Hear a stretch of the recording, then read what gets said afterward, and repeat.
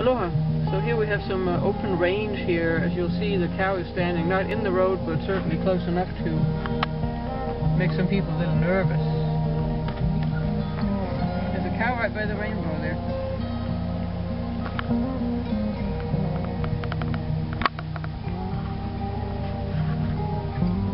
We've heard it tastes pretty good too.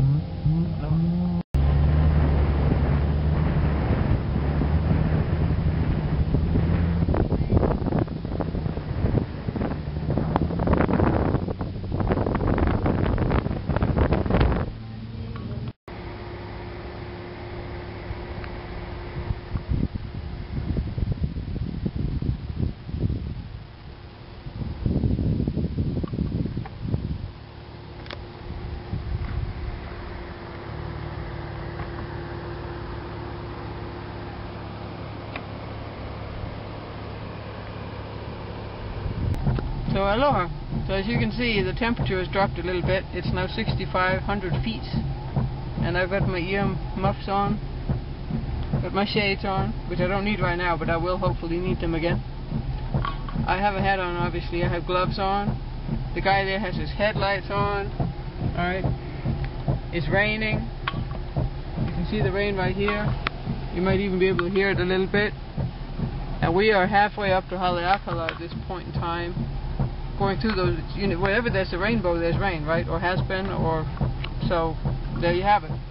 Above this, though, it's still possible that there might be bright light and perhaps a sunset, even how unlikely that looks right now. But that's what we're shooting for. So we just want to give an intermediate in case it's actually very different on top, because that way you can sort of see what happens when you get up a mountain like this. Because this is sea level to 10,000 feet in about an hour and a half or so, if you're coming from the coast all the way up. So that's pretty quick, if you ask me. That's not quite the height of La Paz, but it's getting darn close. Like Cusco, I think. So anyway, we're going to continue. Aloha. Aloha. So here we are, and you can see the wipers are still going pretty good. And Steve is, his hair is blowing pretty good. I'm not about to open my window to find out what it's going to feel like. If you look behind Steve, though, you'll see we're at 10,000 feet, which means we're at the summit of Haleakala. And as you can see, perpetual optimism.